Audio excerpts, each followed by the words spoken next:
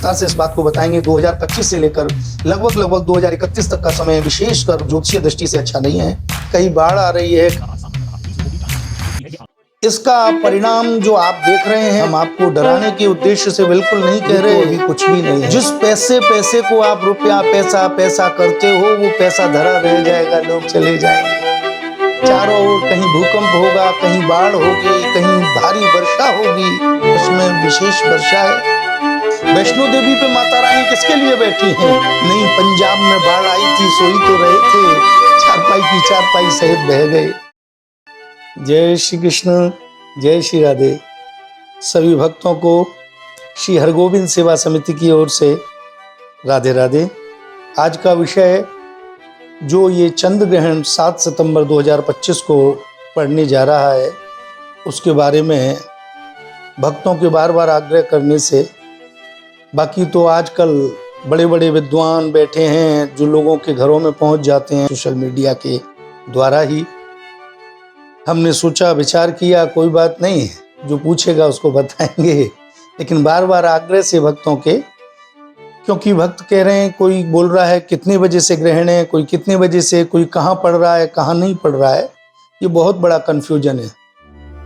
और आज के समय में ये बड़ी विडंबना है कि आज के समय में जिधर देखो भय का माहौल व्याप्त है। चारों ओर त्रासदी जैसी मच गई है, हाय हाय मच रही है चारों ओर। बहुत प्रकार से जनहानि भी हो रही है, इस बात को नकार नहीं सकते। और उसमें भी अब पितृपक्ष प्रारंभ हो रहा है। उस पितृपक्ष के प्रारंभ में ही ये ग्रहण कैसा रहेगा, क्या होगा, क्या रहेगा। पितरों के ऊपर भी ग्रहण की छाया मंडरा रही है, लोगों में भय का माहौल है। तो 7 सितंबर 2025 को जो ग्रहण पड़ने जा रहा है, ये कुंभ राशि में ग्रहण पड़ेगा। वैसे बहुत विद्वान वो अपना अपना मत रख रहे हैं, लेकिन पंचांग वही है, ज्योतिष का मत वही है। जितने बजकर जितने मिनट जितने सेकंड से ग्रहण पड़ना है, उतने बजे ही पड़ेगा। लेकिन ये जो कंफ्यूजन का माहौल होता है, वो कहाँ होता है भक्तों, ये जान लो आप। कहीं तो सूर्योदय कोई समय पर है, कहीं सूर्यास्त कोई समय पर है, कहीं सूर्य उदय किसी समय पर हो रहा है, कहीं किसी समय पर हो रहा है। उस कारण से समय आगे पीछे थोड़ा हो जाता है। उस चर्चा को विराम करते हुए आपके सभी के उत्तर के स्वरूप में हम आपको बताना चाहेंगे, ये साल का दूसरा चंद्र ग्रहण जो 7 सितंबर 2025 रविवार को पड़ने जा रहा है, इसका पहला स्पर्श जो होगा वो 8:59 से है। लेकिन सूर्योदय के अपने अपने मानक के अनुसार लगभग जो ग्रहण का समय है वो 9:55 से प्रारंभ होगा और लगभग 1:55 तक रहेगा। यहाँ पर भी थोड़ा ध्यान दीजिएगा। 8:59 पर पहला स्पर्श है, इसीलिए कहीं 9 बजे प्रारंभ होगा, कहीं 9:15 बजे होगा, कहीं कुछ इस प्रकार से। और अंतिम जो उपच्छाया जो स्पर्श होगा ग्रहण का, वो 2:24 पर है। वैसे 1:27 पर भी ग्रहण विराम हो रहा है। ठीक है, तो ये कंफ्यूजन दूर करते हुए जो लोग ग्रहण के उपरांत स्नान करने के बाद अपने ठाकुर जी का दर्शन करते हैं, चंद्र नारायण का दर्शन करने जाते हैं, तो वो 1:27 के बाद से दर्शन ना करें, 2:24 के बाद ही चंद्र नारायण के दर्शन करें। वैसे जो ग्रहण का समय जो मान्य होगा वो 9:55 से लगभग 1:55 तक ये पूर्ण ग्रहण होगा। कई बार खग्रास ग्रहण है, अब की बार ये पूर्ण ग्रहण है। और पूर्ण ग्रहण भी चंद्रमा, ये साल किसका चल रहा है भक्तों, आप सभी जानते ही होंगे, ये मंगल का साल चल रहा है। आजकल आप सब लोग चारों ओर हल्ला है न्यूमरोलॉजी। तो उसके अकॉर्डिंग अगर हम ये देखें तो 2025 का अगर हम टोटल करेंगे तो शायद 9 ही टोटल आएगा। तो ये मंगल का वर्ष कहलाएगा। और ये महीना कौन सा चल रहा है, नवा महीना ही है सितंबर। जनवरी, फरवरी, मार्च, अप्रैल, मई, जून, जुलाई, अगस्त, सितंबर, नवा महीना, नवा ही साल का टोटल। और ये तो 7 तारीख है भक्तों। मैं, आप ये नहीं सोचिए कि मैं आपको डरा रहा हूँ, लेकिन आप सत्य जानिए, कोई भी प्रकार की त्रासदी से बचने का एकमात्र उपाय है हरि शरणम, हरि शरणम, हरि शरणम। भगवत शरणागति ग्रहण करें। जो भी ये ग्रहण है, पितृपक्ष प्रारंभ होने जा रहा है। पूर्णिमा को श्राद्ध होता है पहला, तो जो लोग पूर्णिमा का श्राद्ध करेंगे वो 12 बजे से पहले पंडित जी को भोजन करा लें। 12 बजे तक ठाकुर जी को भोग लगा दें, अपनी भोजन प्रसादी आदि सब तैयार कर लें, भोजन भी कर लें। बिल्कुल फारिग हो जाएं और फिर भगवत स्मरण भगवत चिंतन करें। निश्चित रूप से इस ग्रहण का कहीं नेगेटिव कहीं पॉजिटिव प्रभाव होगा ही होगा निश्चित रूप से, क्योंकि ग्रहण काल ये पर्व भी कहा जाता है। साधकों के लिए ये बहुत पर्व काल है, बहुत बड़ा, जिसमें साधक लोग भजन करते हैं, कीर्तन करते हैं, अपनी अपनी मालाओं को सिद्ध करते हैं। ये भजन को सिद्ध करने का बहुत बड़ा पर्व काल भी है ग्रहण का। डरना ही नहीं चाहिए ग्रहण से कभी। इस ग्रहण के समय में मायने यानी 9:55 से 2 बजे तक जो भी आप भजन करेंगे, मैं आपको सत्य बोलता हूं, जो भी आप पाठ करेंगे, जो भी माला का जाप करेंगे, निश्चित रूप से वो आपके लिए सिद्ध हो जाएगा। अनंत काल तक आपके साथ रहेगा उस भजन का फल, क्योंकि ये देवताओं पर आपत्ति है, चंद्र नारायण के ऊपर राहु का आधिपत्य होगा।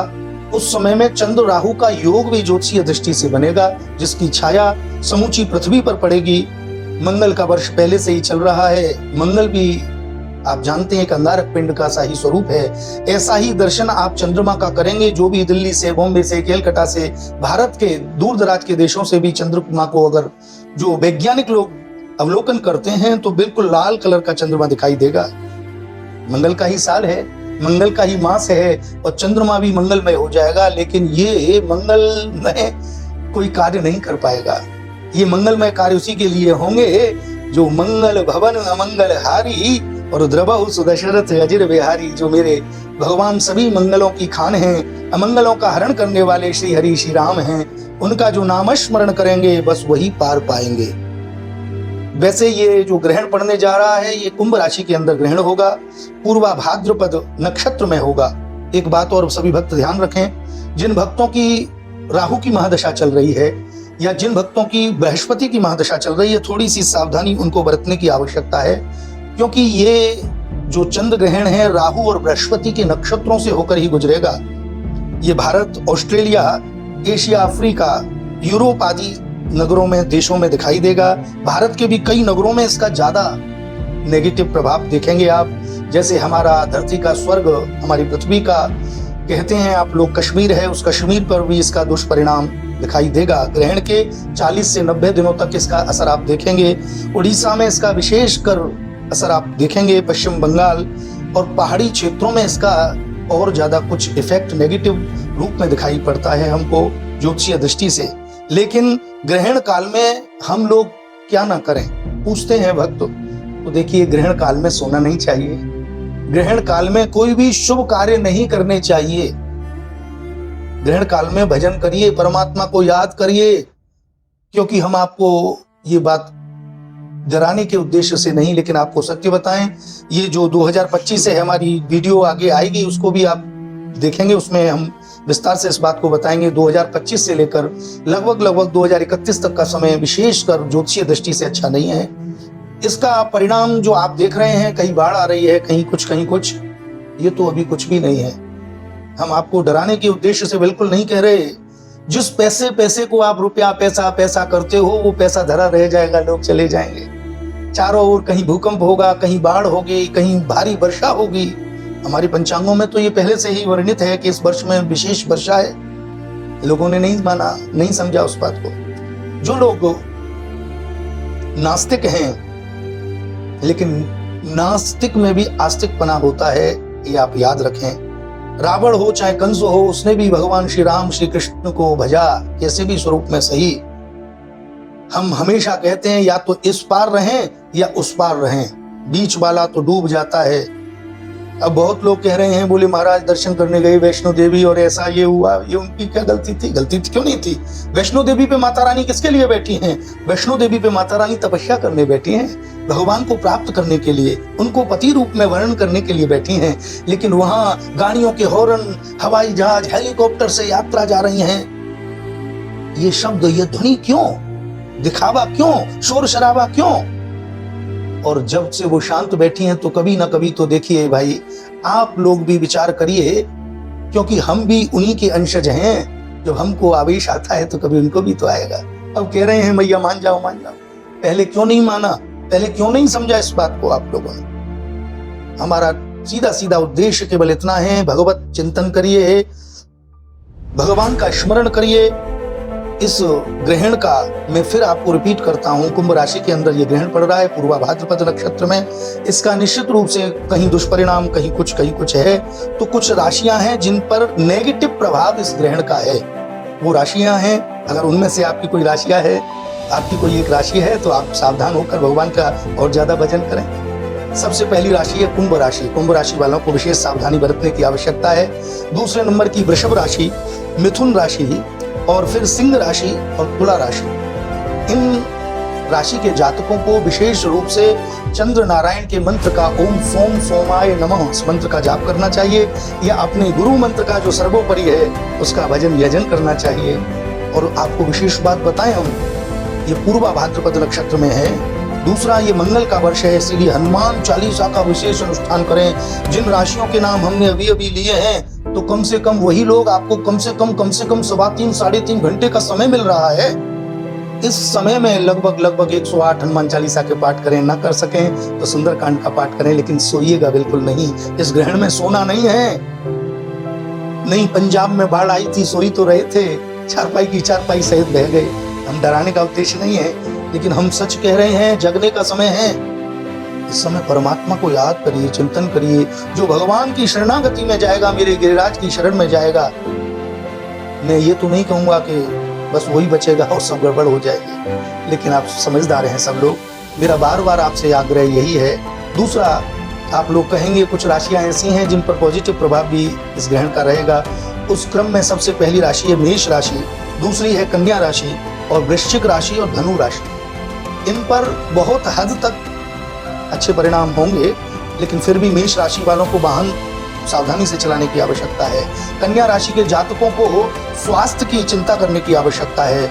वृश्चिक राशि वालों को फाइनेंस निर्णय लेने के लिए थोड़ी सावधानी की आवश्यकता है। तो धनु राशि वाले जातकों को जल्दी से किसी पर विश्वास नहीं करने की आवश्यकता है। ये कुछ राशियों के जो प्रभाव थे वो हमने आपको बताए। दूसरा, हमारे जो भारतवर्ष के जो हमने कुछ नगरों के नाम बताए या राज्य बताए, जैसे कश्मीर, पश्चिम बंगाल, उड़ीसा आदि पहाड़ी क्षेत्र, इन पर विशेष प्रभाव 90 दिनों तक का इस ग्रहण का रहेगा। और एक और बात हम कहना चाहेंगे, कई देशों में ये ग्रहण नहीं है, जैसे अमेरिका आदि देशों में इसका प्रभाव नहीं होगा।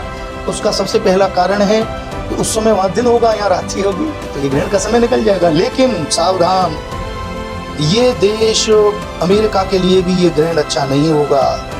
अमेरिका के नागरिकों के लिए भी इसके परिणाम आएंगे सामने। इसीलिए वहाँ के नागरिकों से, वहाँ के भक्तों से भी हमारी करबद्ध यही प्रार्थना है, भगवत चिंतन स्मरण करें और अन्न का दान दें।